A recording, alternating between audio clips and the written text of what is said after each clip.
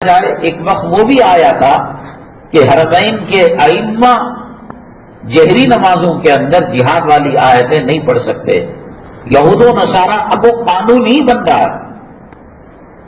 صالح طالب امام حرم، ہم جب اندر تھے تو اس وقت وہ بنگلور پیلس محل کے اندر، پیلس گراؤنڈ کے اندر حضرت مدعو تھے، نماز پڑھائی، بیان کیا، اور اتنے بڑے امام اور اتنے سینئر امام دنیا کے دوسرے کنٹری والے اور ملک والے اگر اپنے یہاں کسی تقریب میں بلاتے تو وہاں جایا کرتے تھے. جیسے سدیش صاحب جاتے ہیں، شریم صاحب جاتے ہیں، حذیفی صاحب جاتے ہیں. سینئر اماموں میں اور تراویح میں لقمہ دینے کی ذمہ داری انہیں کی تھی. بڑے کیا کہہ دیا انہوں نے، کون سی گالی دے دی بادشاہوں کو. ہمارے جمعہ کے بیان کی سختی کو 1,00,000 مرتبہ فلٹر کیا جائے تو اس کے بعد جو سختی ہوتی ہے اس کی کاپی وہ انہوں نے کیا تھا.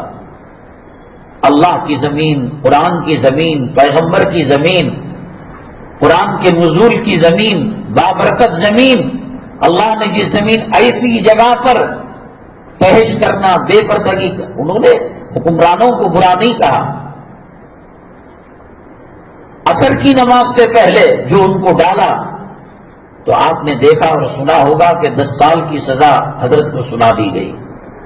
اللہ تعالیٰ غیب سے انتظامات فرمائے جو کلمے کی نسبت سے، اسلام کی نسبت سے، مسلمانوں کی نسبت سے اور دین اسلام کی سربلندی کی نسبت سے جو لوگ جیلوں میں ہیں، اللہ ان کی رہائی نصیب فرمائے.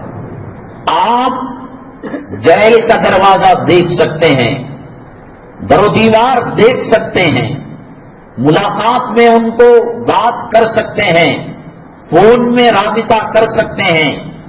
جیسے کہا جاتا ہے کہ قبر کی حالت مردہ جانتا ہے، واللہ اللہ کی قسم میں یہ سمجھتا ہوں کہ دنیا کے اندر جہنم کا ٹریل ورژن ہے ادنا درجے میں، 1 کروڑ درجے کے بعد وہ جیل ہے. آدمی چلتے پھرتے کھا سکتا ہے، پی سکتا ہے، کسی چیز کی کوئی آزادی نہیں ہے.